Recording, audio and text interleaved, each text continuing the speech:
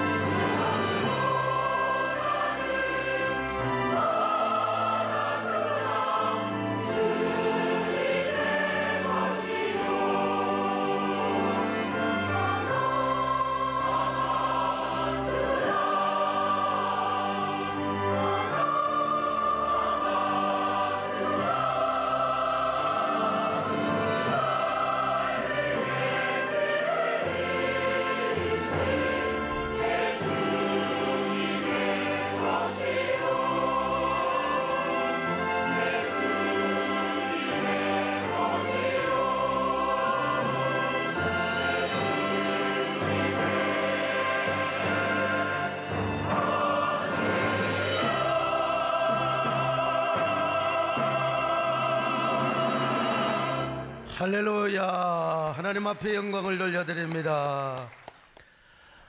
여러분, 그 유명한 황영조 선수 아시잖아요. 1992년 바르셀로나 올림픽 마지막 날 마라톤 경주에서 금메달을 땄던 그 우리의 자랑스러운 마라톤 선수 황영조 선수요. 그가 메인 스타디움에 1등으로 들어왔을 때 온 국민들은 감격했습니다. 송기정 선수가 1936년 베를린 마라톤에서 금메달을 딴 이후로, 근데 그분은 일장기를 가슴에 달고 들어왔어요. 그러나 황영조 선수가 일본 선수를 제치고 1등으로 들어왔으니 여러분 얼마나 우리 민족의 한을 풀어주었던 감격스러웠던 순간이죠. 그래서 현장에 있었던 한인들은 기립에서 함성을 지르며 눈물을 흘렸습니다. 아니 대한민국 온 국민들도 TV 브라운관 앞에서 얼마나 눈물을 흘리며 환호성을 저질렀는지 모릅니다. 그때가 여러분 새벽이었습니다. 그때 저는 가락동에서 가난한 개척교회 목회를 하였던 시절이었는데 저도 TV 앞에서 황영조 선수가 1등으로 들어오는 모습을 보고 그것도 막 두 팔을 벌리면서 말이죠. 하염없이 울고 또 울었습니다. 그리고 나도 모르게 막 황영조 만세, 대한민국 만세, 할렐루야, 아멘을 외쳤습니다. 그런데 제가 훗날 집회를 인도하기 위해서 바르셀로나를 간 적이 있습니다. 그때 잠시 시간을 내서 황영조 선수가 마지막 달렸던 그 언덕길을 제가 뛰었습니다, 여러분요. 황영조 선수가 일본 선수를 제치고 1등으로 달리기 시작했던 그 구간을 달린 겁니다, 여러분. 깜짝 놀랐잖아, 그냥. 제가 여러분, 추리닝을 가져간 것도 아니고, 운동화를 신고 간 것도 아니고, 구두를 신고 양복을 입은 채로, 경사진. 아니, 계속 달렸습니다. 계속 보내요, 계속. 거기에 내가 코리아에서 온 줄 알고, 황영조 하면서 저분이 박수를 쳤던 것입니다. 2km를 거의 쉬지 않고 제가 여러분 구두 신고 달렸습니다. 그래도 제가 우리의 인생의 마라톤이라는 사실을 생각하면서 죽을 각오를 하고 뛰었습니다. 황영조 선수는 얼마나 힘들었을까. 이 경사길에서 일본 선수를 앞지느라 얼마나 힘들었을까 하는 마음이 들었습니다.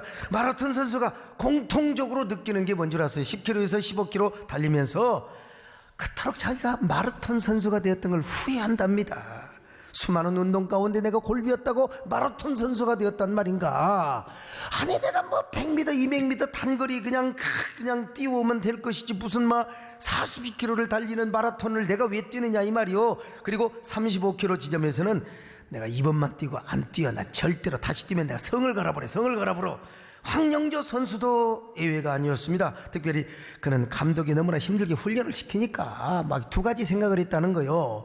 한강변을 달릴 때 내가 저 한강변에 내 힘들면 빠져서 죽어버릴 거야. 그리고라도 칼을 품고 뛰었다는 거 아닙니까? 혹독한 훈련을 시키는 감독이 얼마나 믿겠습니까? 아니 자기는 죽어라 뛰는데 감독은 자전거 타고 다니면서 영조야 나 힘들지.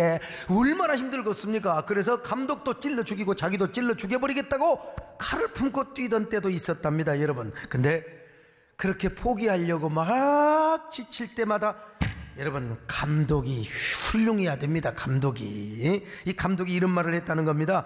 그때 감독은 정봉수 감독이라고 고향이 양산이요 빡센 경상도 사투리로 이렇게 말을 했다는 거 아닙니까? 영조야 닌 안 보이지? 내 눈에 환히 보인대. 네가 바르셀로나 올림픽에 가서 금메달을 목에 다는 모습이 내 눈에 훤히 보인대. 참 기가 막혀요. 황영조 선수가 이 감독의 말을 듣고 막 당장 칼을 부러뜨렸다는 거 아니. 내가 골비였다고 내가 감독을 죽이냐. 그러면서 취침 시간에도 일어나가지고 막 연습을 하고 또 연습을 하고 막 그렇게 하고 나서 바르셀로나로 갔습니다. 그리고 감독과 함께 미리서 자신이 달릴 코스를 돌아보는 거요. 그때 감독이 참 명감독이죠. 그 감독이 우리 교회 유성문 장로님과 같이 감독 생활을 하셨습니다만은 여러분 유성문 장로님도 국가대표 유도 감독이고 또 아무튼 선수 생활을 하셨으니까. 그때 감독이 이렇게 말을 했더래요. 영조야 니는 내가 시키는 대로만 하래. 어떤 놈이 네 앞에서 깝죽거려도 절대로 동요하지 말고 내가 연습시키고 훈련시킨 대로 그대로 네 페이스대로만 뛰래. 그리고 마지막 언덕백에서는 쎄 빠지게 뛰어야 된대. 이 쎄 빠지게란 말이 경상도 말도 있지만 전라도에 있었어요. 옛날에 암소나 황소가 쟁기질을 할 때 힘이 빠지면 쎄를 쎄 빠진 거예요. 쇠가 빠지게 뛰어야 되는데 이 심장이 멈추고 그리고 젖먹을 힘을 다해서 죽어라 쇠 빠지게 뛰어야 된대. 마지막 언덕백이 아까 제가 뛰었던 곳에서 실제로 뛰어보니까 남아공 그리고 일본, 이탈리아 선수들이 앞에서 막 깝죽거리는 거요. 그래도 황영조 선수는 동요하지 않고 자기 페이스대로 그대로 달립니다. 그랬더니 앞서서 뛰던 남아공, 이탈리아 선수는 하나둘 떨어지는데 여전히 일본 선수, 그 친구 마리오 모리시타라고 하는 선수가 계속 선두에서 뛰는 겁니다. 그런데 마침내 언덕배기가 나오는 거예요. 그때 감독의 말대로 황영조는 언덕에서부터 죽어라 쇠가 빠지게 심장이 멈추도록 뛰었습니다. 앞에서 뛰는 일본 선수는 다리가 후들후들거리고 막 헉헉거리는데요, 황영조는 죽은 힘을 다하여 이를 악물고 언덕을 막 팍팍 뛰어가는 거요. 그러니까 여러분, 앞에 뛰던 일본의 모리시타 선수가 말이야, 막 기가 죽어가지고, 여러분 옛날 기억나십니까? 난 그거 다 기억나요. 그냥 뒤를 돌아보면서 뛰고 뒤를 돌아보면서 뛰고요. 이게 쫓기는 자는 그러는 겁니다. 황영조 여러분, 앞에서 일본의 세 다리가 뛰어가는데 황영조는요 철인고 같이 막 무쇠다리로 막 팍팍 뛰니까요. 그래서 마침내 황영조가 추월을 해버리고 1등을 해버린 겁니다. 여러분, 훗날 황영조 선수가 이렇게 고백을 했다고 합니다. 나는 도저히 힘이 없어서 앞서 달려가는 일본 선수를 추월할 수가 없었는데 순간 감독님의 말씀이 생각이 났다는 겁니다. 영조야, 닌 안 보이지? 내 눈에 훤히 보인대. 네가 금메달을 목에 걸고 눈물을 흘리며 애국가를 부르는 모습이 내 눈엔 훤히 보인대. 그래서 이를 악물고 힘을 다해 뛴 결과 메인스타디움에 1등으로 들어온 겁니다. 그때 메인스타디움에 있던 대한민국 국민들은 다 일어나서 막 태극기를 흔듭니다. 우렁찬 남성을 지르며 박수를 치는 거예요. 그때 황영조 선수가 여유롭게 막 참 모리시타가 뒤에 오는데 오른손을 흔들고 나중에 막 두 손을 흔들면서 그 순간 여러분 어떤 노래가 울려 퍼집니까? 그 유명한 노래요. 아하 대한민국, 아하 나의 조국, 영원토록 사랑하리라,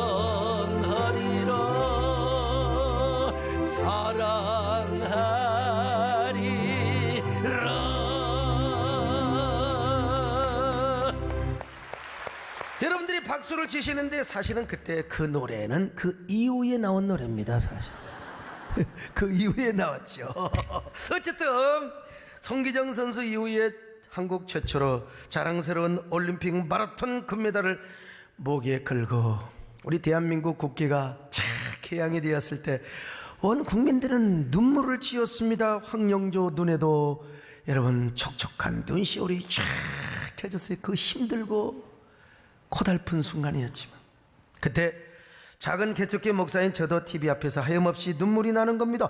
아니 누가 울라고 해서 우는 거요? 황영조 씨가 내 동생입니까? 고향도 달라, 선후배도 아니야. 근데 같은 민족이요, 대한민국 국민으로서 그냥 울지 말라 해도 눈물이 나오는 거요. 하나님 고맙습니다. 이야 대한민국 만세. 여러분 정말 황영조 선수는 대한민국 국민들에게 많은 기쁨을 주고 희망을 주었던 사람이요, 대한민국 국민의 자긍심을 세워주었던 사람입니다. 그런데 여러분 세월이 흘러서 제가 마침내 황영조 선수를 만났습니다. 김문수 도지사님이 경기도지사를 하실 때 미사리에서 경기도민 마라톤 대회를 하여서 저도 거기에 초청을 받았어. 우리 장로님들하고 같이 간 겁니다. 그때 제가 황영조 선수와 마라톤을 같이 뛰었다는 사실, 이름에도 세계 금메달 올림픽 이 뭡니까 금메달리스트와 제가 마라톤을 하였다는 거, 제가 마라톤을 하기 전에 우리 황영조 선생님한테요, 대한민국을 빛내줘서 고맙습니다, 그때 내가 얼마나 온 줄 아느냐고 말이요. 그리고 같이 뛰었습니다. 여러분 제가 이름에도 금메달리스트와 뛰었습니다. 뛰어보니까 별거 아니더라고. 제가 10km를 뛰는데요, 제가 한 3km는 제가 황영조 선수 별거 아니야, 내가 뛰니까 내 못 따라오더라니까. 저 뒤에요. 그냥 그분도 페이스만 딱 지키고 내가 좀 속력을 냈죠. 근데 문제는 한 3km 뛰니까 갑자기 아랫배가 슬슬 아프니 똥이 마르는 거야. 그래갖고 간이 화장실에 가서 이제 변을 보고 나니까 한참 갔더라고 보니까. 우리 또 장로님들이 아유 목사님 우리가 뛰어서 따라서 뭐 하겠느냐고 그냥 목사님 살살 걸어가자고. 문제는 우리 장로님들이 문제죠. 아무튼요. 어디 여러분 황영조 선수뿐이겠습니까? 올림픽에서 금메달을 목에 건 사람들은 기뻐서 환호하기보다는 여러분 눈물을 흘려. 눈물요.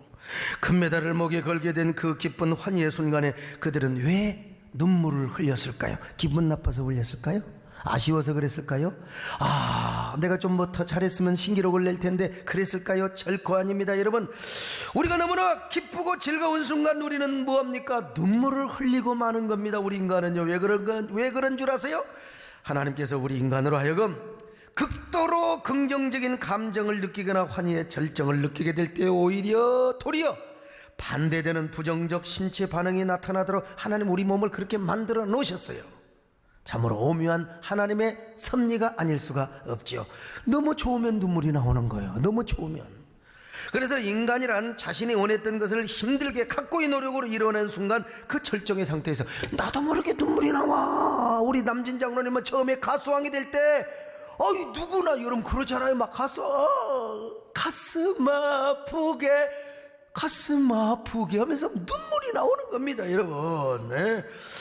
여러분, 그런데 그 눈물이 우리의 격한 감정의 균형을 잡아줄 뿐만 아니라 그 긍정적인 감격을 오래오래 갖게 한대요. 슬퍼서 우는 눈물이 아니라 그 눈물 흘리고 나면 너무너무 좋은 거예요. 여러분, 이런 눈물을 과연 얼마나 흘려보셨습니까? 과연 이러한 눈물을 여러분들은 얼마나 흘려보셨느냐는 말입니다. 근데 여러분, 이 땅에서 그런 눈물을 흘리는 것도 감격스럽지만 우리가 영원한 천국에 가면은 이와는 비교할 수도 없는 감격의 눈물을 흘리게 돼요. 왜냐하면 인생은 누구나 죽음 이후에 하나님 앞에 심판대에 서거든요. 그리고 거기서 하나님의 영광스러운 면류관을 받고 상급을 받으면은 우리는 다 여러분 눈물을 흘리게 되어 있어요. 그래서 오늘 사도 바울도 오늘 본문에서 우리 모두가 심판대 앞에 설 거라고 고백하고 있습니다. 고린도후서 5장 10절 시작. 이는 우리가 다 반드시 그리스도의 심판대 앞에 나타나게 되어 각각 선악간에 그 몸으로 행한 것을 따라 받으려 함이라. 여기 심판이라는 말은 무슨 말이냐? 폐마라는 말인데 하나님의 정의로운 재판대 혹은 심판대란 말입니다. 이 고고학자들이 고린도에서 유적지를 발견했는데 바로 고린도 법정입니다. 그리고 거기에 판사가 앉아있는 바로 그 데스크 앞에 폐마라고 하는 글씨가 새겨졌어요. 바울은 항상 그 글씨를 봤을 겁니다. 폐마. 세상의 재판관들도 이렇게 심판을 하는데 하나님은 반드시 심판하신다. 그러므로 나는 이 땅에 살면서 하나님의 심판에 대비해서 살아가야 돼. 하나님의 심판에 대비해서 나는 부끄러움을 당하지 않도록 위하여, 나는 천국의 영광을 얻도록 하기 위하여 나는 온갖 충성과 희생과 헌신을 다해 살아가야 할 거야. 막 그런 의미에서 그는 이렇게 고백하지 않습니까? 디모데후서 4장 8절입니다. 시작. 이제 후로는 나를 위하여 의의 면류관이 예비되었으므로 주 곧 의로우신 재판장이 그날에 내게 주실 것이며 내게만 아니라 주의 나타나심을 사모하는 모든 자에게도니라. 여러분, 사도 바울처럼 여러분도 하나님의 면류관을 사모하시기를 바랍니다. 하나님의 상급을 사모하시기를 바랍니다. 행문할 소리에 주의 오병 났으니 십자가의 군기를 높이 들어세 선한 싸움 다 싸움 의의 멸류관 받았으리라. 선한 싸움 다 싸우고 의의 멸류관 예루살렘 성에서 멸류관 받으리저요. 우리 싸움 마치는 날 의의 예루살렘. 여러분, 우리가 이 땅에서 금메달을 받고 엄청난 상을 받으면 여러분, 이 보통 뭐 가수왕, 연예인, 뭐 인기, 우리 김혜령 집사님도 상 받을 때 막 그냥 눈물 흘리고 좋아서 감사하고 하나님 앞에 영광을 돌린다고. 여러분, 이 땅에서 큰 상 받으면 너무 기뻐서 눈물을 흘리는데 하물며 우리가 저 영원한 천국에서 상을 받을 때 얼마나 큰 절정의 기쁨의 환희의 눈물을 여러분 흘리겠습니까? 그래서 요한계시록에 보니까 24장로들이요 천국에서 멸류관을 받아요. 너무나 하나님 앞에 너무나 감격해 그 멸류관을 막 주님 앞에 던져드려요. 멸류관을 막 던져드리는 겁니다.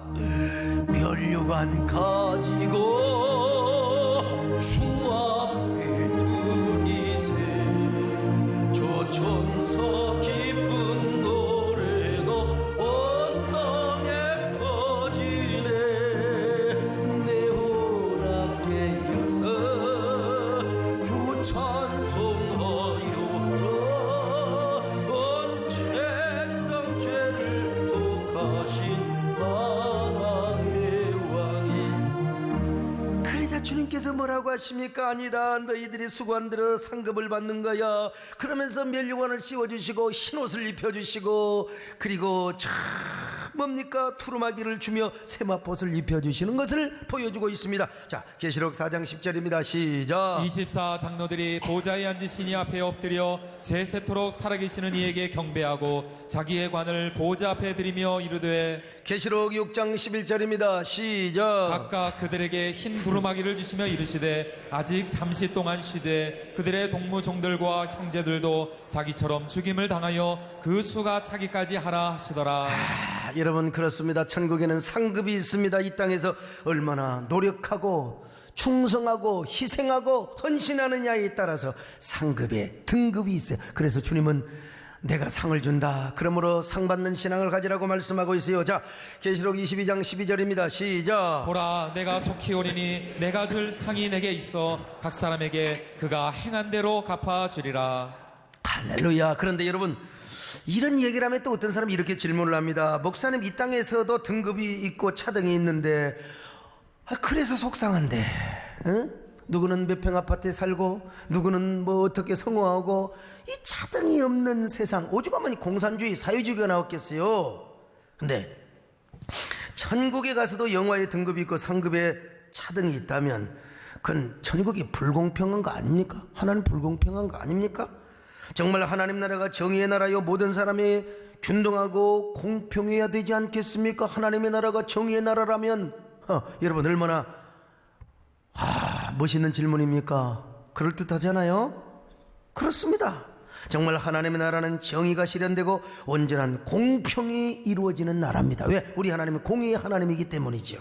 그러나 그 정의와 공평은 하나님의 정해놓으신 법칙과 기준에 의한 것이지 뭐 천국이라고 해서 누구나 다 공평하고 누구나 다 균등하고 그런 삶을 사는 게 아니라는 거예요. 이 땅에서는 우리가 아무리 수고하고 노력하고 정직하게 살아도 안 통하는 경우가 있죠. 정말 내가 봐도 나보다 더 훌륭한 목사님, 다 공평, 다 진실하고 정직한 목사님도 정말 이 교회가 부흥 안 되는 경우를 보고요. 또 정말 그렇게 정직하고 신실하고 그렇게 성실하게 사업을 하는데도 막 사기꾼 만나 부도나고 맨날 그냥 쪽쪽 차고 이런 사람이 있는 건 사실이요. 그러나 여러분 천국에서는 그런 일이 없다 이거예요. 하나님이 이 땅에서 수고한 대로 정확하게 보상하고 상급을 주시는 하나님, 절대로 불공평할 수가 없다는 거예요. 천국은 우리가 이 땅에서 헌신하고 충성한 만큼 하나님이 가장 정확하고 공의롭게 상급을 매겨주신다는 것입니다. 그런 의미에서 하나님의 정의와 공평이 천국에서 온전하게 이루어져, 그러니까 하나님의 나라는 공평하고 공의의 나라죠. 그러나 여러분 생각해 보세요. 아니 평생을 주님의 복음을 위해서 수고했던 사도 바울과 예수님 십자가에 죽으실 때 우편 강도가 아이고 나도 예수님을 믿습니다 그래가지고 가까스로 천국 간 사람과 상급이 같다면 이거 뭐 어떻게 되겠습니까? 여러분 천국이 정의롭다고 말할 수 있겠습니까?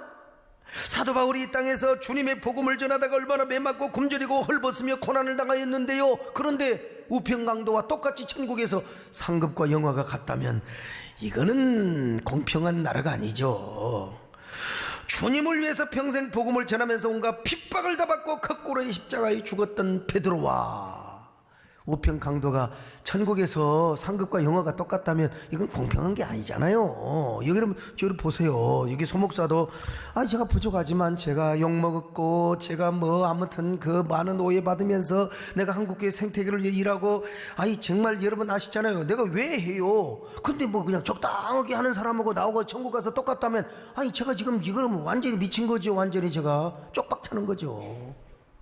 그래서 사도 바울은 상급을 알았기 때문에 얼마나 자기를 쳐서 복종하게 하며 혹시라도 버림받을까 싶어서 그는 얼마나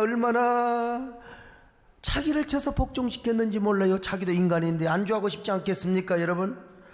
그러나 그는 천국에서 받을 상급을 생각하며 험하고 높은 얘기를 싸우며 나가는 겁니다. 그래서 그는 이렇게 고백하고 있어요. 자, 고린도전서 9장 27절입니다. 시작. 내가 내 몸을 쳐 복종하게 함은 내가 남에게 전파한 후에 자신이 도리어 버림을 당할까 두려워함이로다. 그래서 성경은 여러분요 뭐라고 말합니까? 진정한 믿음은 두 가지 요건을 갖추는 거예요. 첫째는 하나님이 계시는 걸 믿는 겁니다. 여러분, 우리 하나님은 살아계십니다. 신실하신 하나님이요, 오늘 이 시간에 여러분과 함께 하십니다. 우리의 삶 속에 함께 하심을 믿습니다. 그런데 하나님이 계신 것뿐만이 아니요, 뭘 믿어야 돼요? 상 주시는 하나님을 믿어야 돼요. 천국의 상급을 믿어야 될 줄로 믿습니다. 히브리서 11장 6절입니다. 시작. 믿음이 없이는 하나님을 기쁘시게 하지 못하나니 하나님께 나아가는 자는 반드시 그가 계신 것과 또한 그가 자기를 찾는 자들에게 상 주시는 이심을 믿어야 할지니라. 상 주시는 하나님, 그런데 이 천국 상급은 아무에게나 아무렇게나 주는 것이 아니라는 거. 이 땅에서 얼마나 헌신하고 수고하고 충성했느냐에 따라서 영과의 상급이 다르고 레벨과 등급이 다르다는 거예요. 물론 그 영화의 자연은 세상의 구조와 다르겠지요. 그러나 하나님의 방식 안에서 영광의 차이는 분명히, 그리고 영원히 있을 겁니다. 이걸 믿어야 진짜 믿음이라는 거예요. 여러분은 천국에서 받을 영광의 상급을 위하여 하나님 앞에 더 충성하시기를 바랍니다. 헌신하시기를 바랍니다. 각고의 노력으로 철저하시기를 바랍니다. 그렇게 해서 여러분들의 순정과 섬김과 헌신이 천국에서 해같이 빛나게 되시기를 바랍니다. 여러분의 전도가 해같이 빛나게 되시기를 바랍니다. 당신의 부전도가 천국에서 해같이 빛나리. 당신의 그 열정이 천국에서 해같이 빛나리. 당신의 그 헌신이 천국에서 해같이 빛나리. 당신의 그 충성이 천국에서 해같이 빛나리. 주님이 기억하시면 좋다리. 예수님 사랑으로 거듭난 모습, 천사들만한 아름다운 그 모습, 천국에서 해같이 빛나리. 천국에서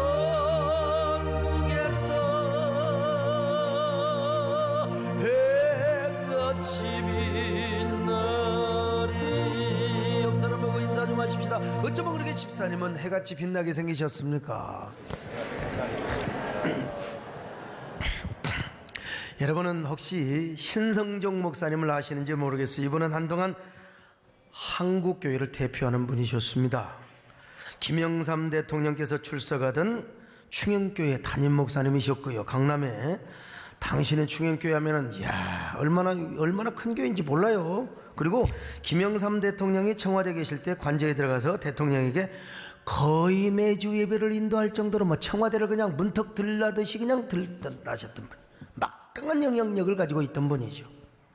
근데 그분이 그런 큰 교회 목사일 뿐만 아니라 충영교회를 담임하시기 전에 총신대 신학대학원 교수셨어요. 신학교수요. 연세대를 졸업하시고 총신대 신대원을 졸업하고 우리 보수신학계 가장 유명한 웨스트민스터 신학교에 가서 신학 석사를, 나도 이곳에 가서 옛날에 공부하고 싶었던 마음도 있었어요.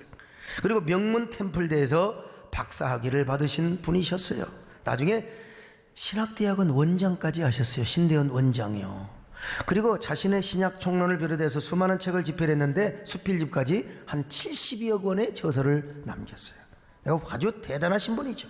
근데 그분이 어느 날 기도 중에 천국과 지옥의 환상을 보신 거예요. 소위 말하면 천국과 지옥을 다 경험하셨어요. 그 환상을 보고 나서 그가 내가 본 지옥과 천국이라는 책을 냈습니다. 저 책이 내가지고 많은 비판도 받고 욕도 먹었습니다만은, 그런데 이게 보통 사람이 저 책을 썼으면 아마 제가 주관적 경험이니까 무시해도 돼. 하지만 총신대 신대원장을 지내신 분이 그것도 너무나 아주 충격적으로 저 책을 내서 이목이 집중되지 않을 수가 없었겠지요. 제가 이 책을 봤어요. 물론 이 책은 그분의 개인적이고 주관적인 경험이기 때문에 절대적이다 그렇게 말할 수는 없어요. 그러나 우리가 우리의 신앙의 유익을 위해서는 어느 정도 참고는 할 수 있지 않나, 그런 생각이 들어서 여러분에게 소개를 해드리는데, 무슨 달라리 삼류 목사가 쓰는 것도 아니고 총신대 신대원장을 하신 분이 쓴 책이에요. 어느 날 갑자기 조폭 가다가 갑자기 변호받고 랄랄랄라 해가지고 그분이 천국을 보고 지옥을 봤다 그러면 우리는 신빙성이 좀 떨어지죠. 근데 그분은 정확하게 공부하시고 신학교 교수까지 하시고 신대원장까지 하신 분이 이런 책을 썼어요. 먼저 그분이 환상 속에서 지옥을 들어갑니다. 지옥에서 맨 먼저 만난 사람이 강아무개 목사, 내 실명을 밝히지는 않습니다. 그분은 어머니가 권사님이셨는데 신앙과 성경적 교리를 배반하고 주체사상을 만들어서 공산국가를 세우는데 앞장을 섰던 사람. 그런데 맨 먼저 지옥에 가서 그분이 보이더라는 거예요. 실명을 알려면 그 책을 읽어보시면 돼요. 그런데 지옥에 가보니까 그 안에 불들이 활활 타오르고 있는데 그냥 성경에 나온 것처럼요, 끊임없이 꺼지지 않는 불길이 타오르고 그 속에서 사람들이 다 고통을 겪고 있다는 거요. 자, 마가복음 9장 48절도 어떻게 말씀하고 있는가 봅시다. 거기에서는 구더기도 죽지 않고 불도 꺼지지 아니하느니라. 구더기도 안 죽어. 그런데도 불도 꺼지지 않고 계속 고통을 준다는 것입니다. 누가복음도 이런 기록이 되어 있는데요. 누가복음 3장 17절 시작. 손에 키를 들고 자기의 타작마당을 정하게 하사 알곡은 모아 곡간에 들이고 쭉정이는 꺼지지 않는 불에 데우시리라. 자, 그런데 지옥문에 가보니까 이렇게 쓰여 있더래요. 이곳에 들어오는 자는 다 저주를 받은 자다. 모든 소망을 버리라. 죽을 수도 없다. 이 지옥에서 할 수 있는 것은 다만 슬피 울며 이를 갈 뿐이다. 이를 가는 것뿐이라는 거예요. 여러분, 이를 간다. 여러분, 잠잘 때 이 가는 사람 보면 참 흉측합니다. 여러분, 결혼을 하면은 잠자는 모습 보고 사실은 결혼해 봐야 돼요. 울산에서 집사람하고 한번 자는데 집사람이 그날따라 이상하게 이를 뿌듯 가는데, 여러분 절대 흉은 안 내겠습니다. 그냥 상상만 하시기 바랍니다. 여러분, 지옥에 들어가 보니까 지옥은 3층 구조로 되어 있다는 거예요. 지하 1층은 비교적 선하게 사는 사람인데 예수 안 믿는 사람이 있더라. 비교적 선하게 산 사람이요, 그게 악을 행하지도 않고 그런 사람도 아닌데 예수 안 믿으니까 지옥 가더라. 그러니까 여러분, 우리가 예수님의 복음을 전해야 됩니다. 할렐루야. 예수님을 전해야 될 이유가 여기 있는 거요. 근데 동서남북에 내관이 있는데 서관은 돌을 닦았다고 하는 여러 종교의 성직자들이 형별을 받는 곳이라는 거요. 참, 내가 이 목사가 된 게 얼마나 감사한지. 내가 만약에 다른 종교의 지도자가 됐다면 어떻게 됐겠어요. 그래서 우리나라에 유명한 스님도 있고요, 유명하면 나오지 않겠습니까? 이슬람의 어떤 지도자도 있을 뿐만 아니라 다른 종교를 창시했던 교주들이 있었더라는 거요. 이야, 참 특별히 북한에는요, 유명한 교수들, 학자들, 심지어는 목사와 장로들이 있더라는 거요. 목사지만 특별히 큰 교회 목사. 정말 나도 해당될까 싶어서 걱정이라니까.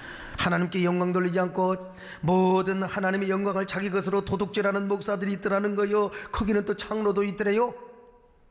주의 종을 씹어 돌리면서 교회의 영광성과 고력성을 해하는 사람들이 거기 있더라는 거요. 더더욱 가슴 아픈 것은 자기가 알고 있던 장로들이 거기 있더라는 거예요. 아이고 주여,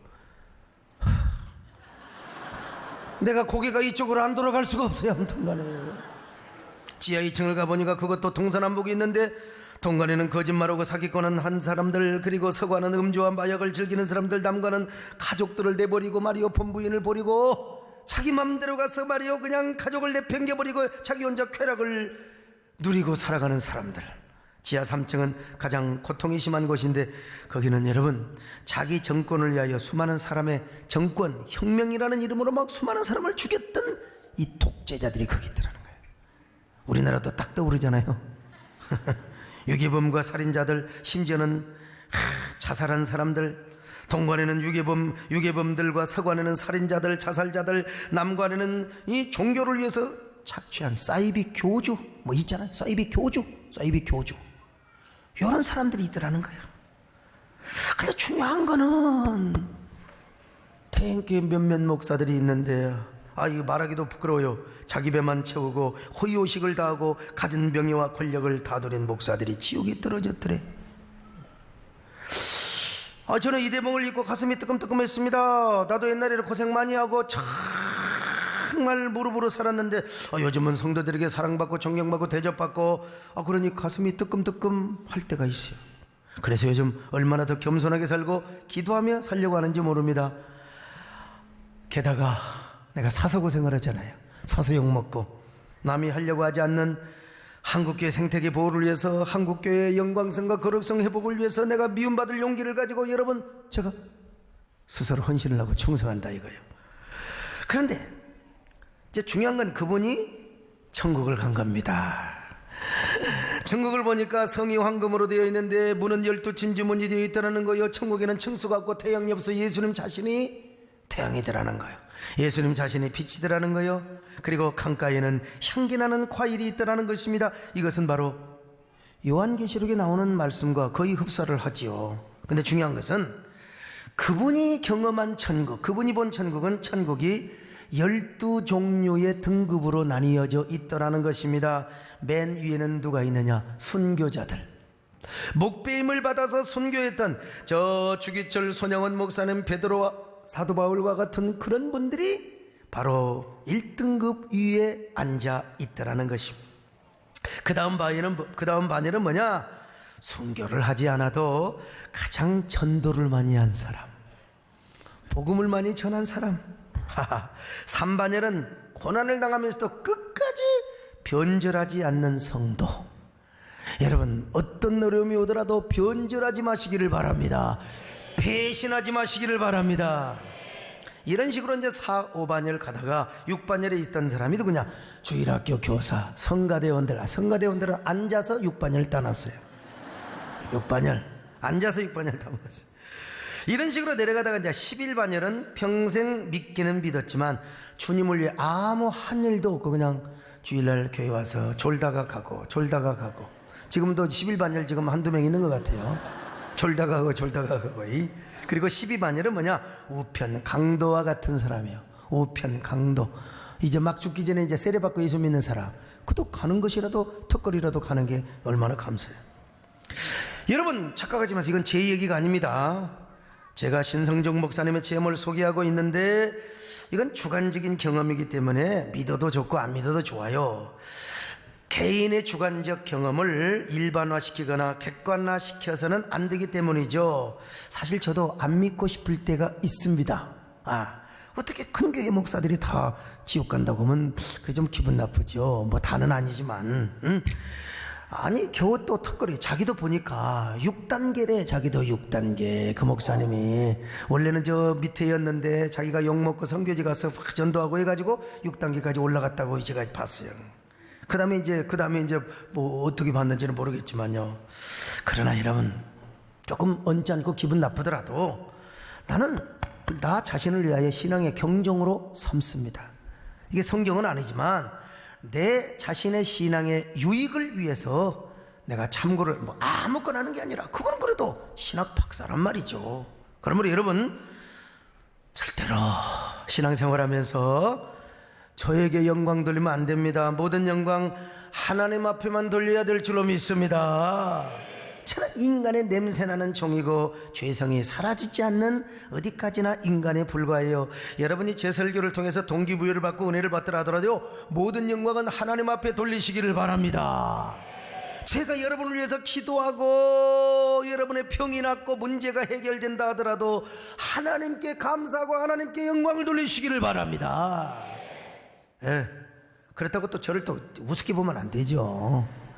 여러분들이 주의 종에게 대들지 말고 순복하시되 혹시라도 저를 대접하고 공개한다 하더라도 여러분 인간 소강석이라지 않고 주의 종으로서 주님을 공개하는 마음으로 주의 종을 공개하시기를 바랍니다. 여러분요. 왜냐하면 내가 너무 다 대접받고 나서 이제 여러분들 천국에서 2단계 3단계 있는데 내가 8단계 9단계 있으면 되겠습니까? 아이고 저 위에서 아이고 저 소목사바 저 밑에 있다고. 근데 얼마나 쪽팔리겠어요. 개털 모자 쓰고 아이고 충성 하면 되겠습니까?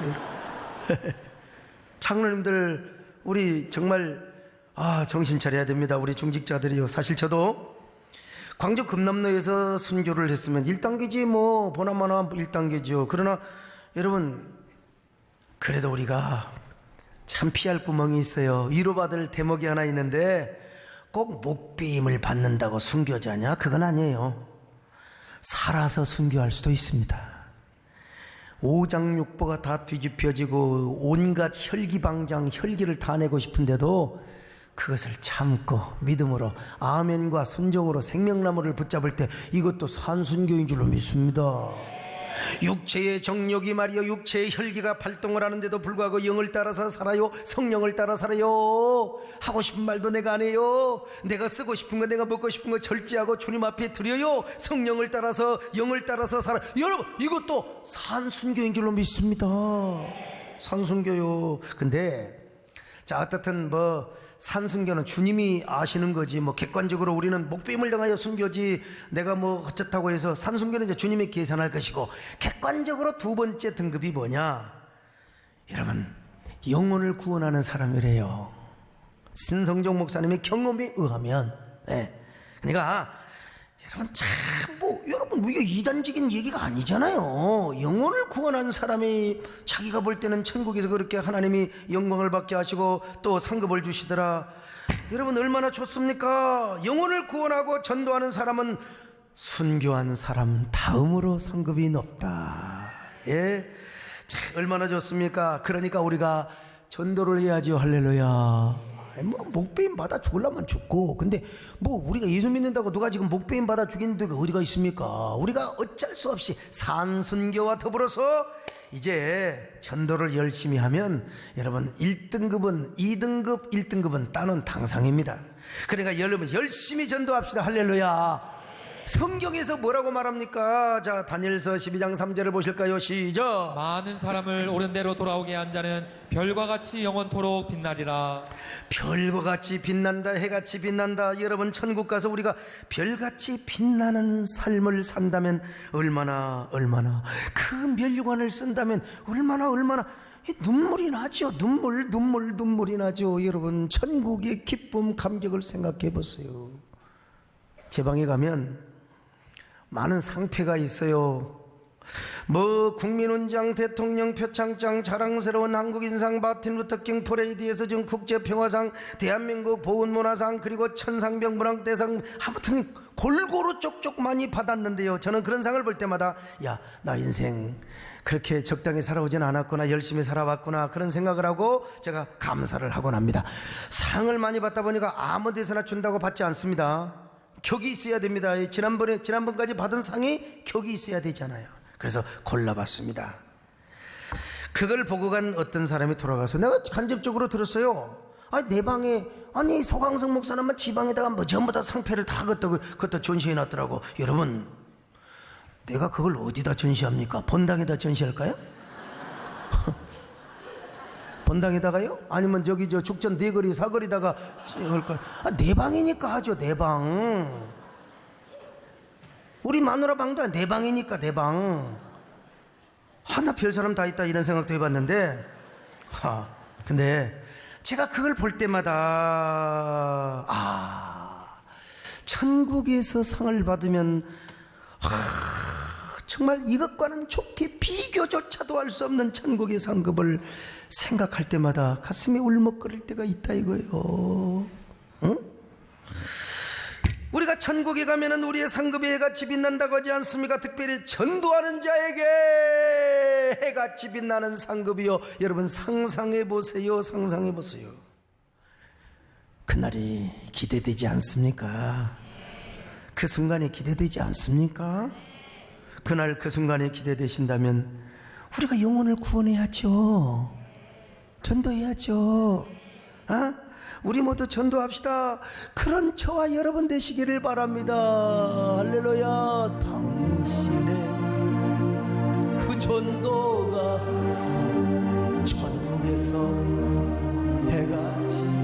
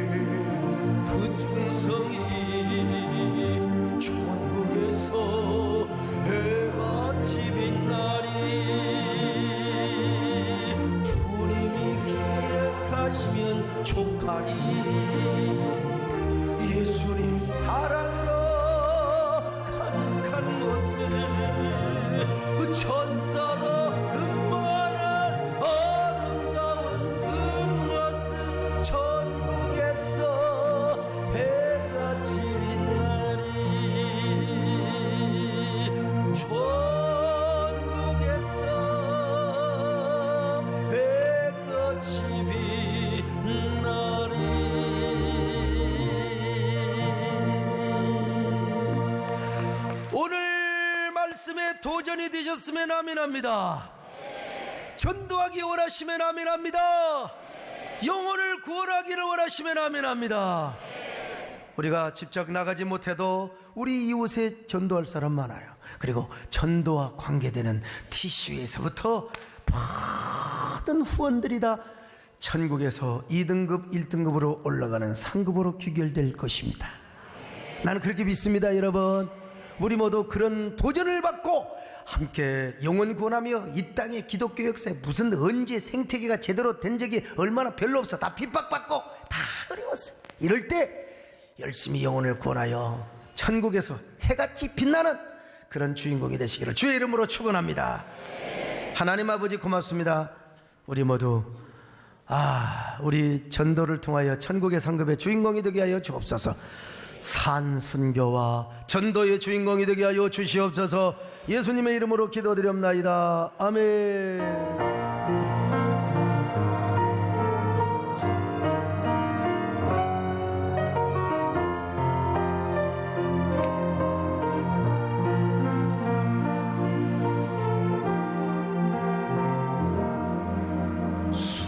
쉴 수 없는 고난의 뜨거운 바람,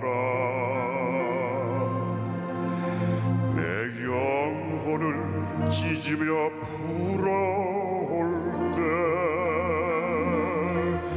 황야에 홀로 남겨진 지독한 외로움 속에 깊은 밤 뜨거운 눈물 흘려도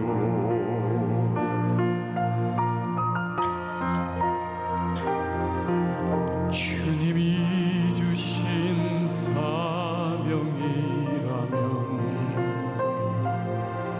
가시밭길 맨발로라도 걸어가리. 주님이 주신 약속이라면 불길 위를 걸어서라도 붙잡으리. 사명이 생명이기에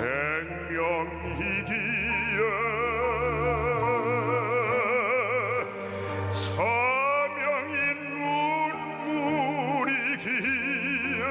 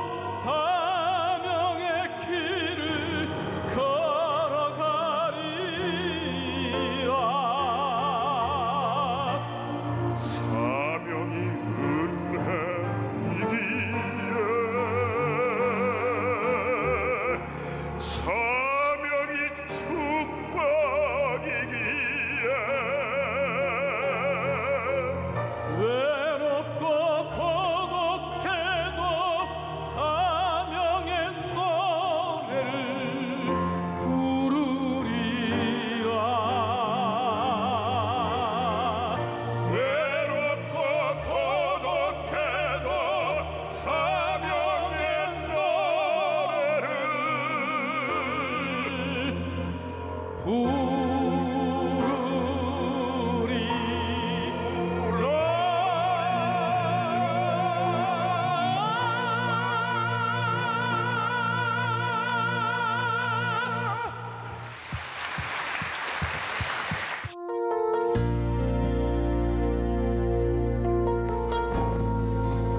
안녕하세요. 요셉 오청년부 나유진입니다.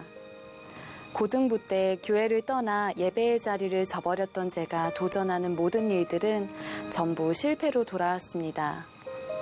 영적으로 침체되어 우울증과 무기력증으로 방황하는 저를 지켜보시던 부모님은 몇 년간 사명의 자리를 지키시며 눈물로 기도하셨고, 그 기도 제목은 바로 제가 선교지를 통해 청년부로 돌아와 신앙을 회복하는 것이었습니다. 삶 가운데 지칠 때마다 교회 본당에서 홀로 울며 주님을 찾았던 지난 몇 년간, 하나님께서는 제게 청년부로 다시 돌아와 선교지에서 쓰임받는 모습을 매 순간 환상으로 보여주셨습니다. 그리고 제가 그 응답에 순종하며 고백한 이후 바로 홍윤기 목사님의 확신반을 통해 마지막 참석자로 캄보디아 선교팀까지 인도해 주셨고, 저는 6년 만에 청년부에서 새 가족으로 예배를 드리며 주님을 다시 한번 인격적으로 체험했습니다. 선교지로 출발하기 전 저는 더 큰 은혜를 채워가고 싶어 이번 작년 수련회를 사모했지만 3주 내내 밤을 새워도 모자라는 선교 준비에 작년 수련회 참석을 포기해야만 했습니다. 그러나 출발 당일 하나님은 부족하지만 순종하는 자를 쓰신다라는 어머니의 말씀을 듣는 순간 마르다와 마리아 말씀이 생각났고, 그래, 주님 발끝을 우선으로 사모하는 자를 하나님께서는 더 기쁘게 사용하실 텐데, 회개하며 차량 탑승 15분 전 주님, 저 모든 것 다 내려놓고 주께 갑니다 기도하며 출발했습니다.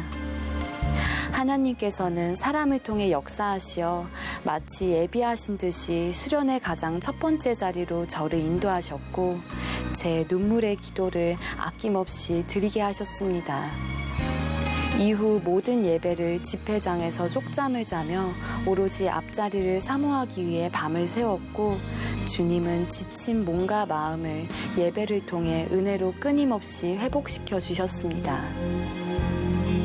선교를 위해 준비하던 모든 것을 내려놓아야 했지만 하나님께서는 제가 내려놓은 모든 일들을 기도 가운데 보여주시며 해결해 주셨고, 그 땅에 예비하신 한 영혼을 향한 아버지의 마음을 품게 하셨습니다. 그렇게 은혜 가운데 도착한 캄보디아 선교지에서 오물이 묻은 더러운 환경 속에 씻지 않은 아이들 한 명 한 명이 너무나 귀해 보였고, 눈물로 그 땅에 무릎 꿇고 기도하는 제 마음 속에 주체할 수 없는 감동이 일었습니다.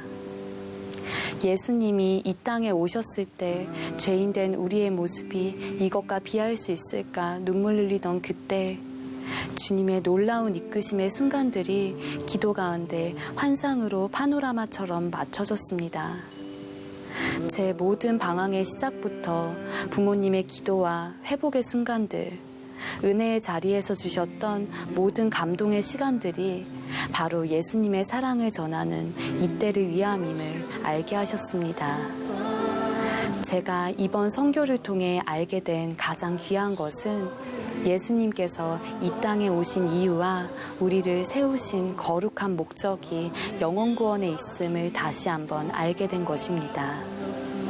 수많은 영적 전쟁이 일어나는 치열한 선교의 현장에서의 복음 증거, 그 순간마다 하나님께서는 친히 앞서 행하시고 역사하여 주셨고, 내가 하는 것이 아닌 주님이 하신다는 것을 보여주셨습니다. 그리고 온전히 우리와 함께 하시며 주님의 용사들이 밟는 모든 땅 위에 주께서 이루신 놀라운 복음의 능력이 나타난다는 것을 체험하는 귀한 시간이 되게 해주셨습니다. 하나님께서는 제게 미디어 사역에 대한 비전을 다시 한번 주셨고, 예비하신 한 영혼을 아버지의 마음으로 주님께 인도할 때에 오직 주의 영광만이 드러나게 하심을 알게 하셨습니다. 마지막으로 저를 만나주시고 회복시켜 주셔서 복음을 전하는 도구로 사용해 주신 주님께 모든 영광 올려드립니다. 감사합니다.